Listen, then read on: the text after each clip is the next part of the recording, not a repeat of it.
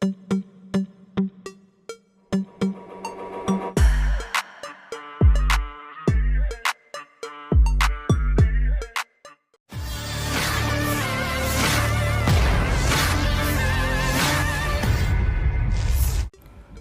Pertahanan Federasi Rusia baru-baru ini merilis sebuah video yang memperlihatkan bagaimana militer Rusia beraksi menyerang posisi pertahanan pasukan Ukraina.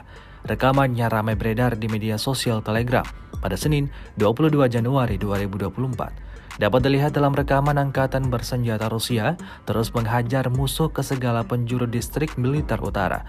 Semua peralatan tempur dikerahkan untuk meluluhlantahkan posisi musuh. Sejumlah rudal pamungkas digunakan agar semua posisi Ukraina rata dengan tanah. Semakin hari dikabarkan kerugian angkatan bersenjata Ukraina terus bertambah. Hingga video ini beredar beragam komentar dituliskan warganet.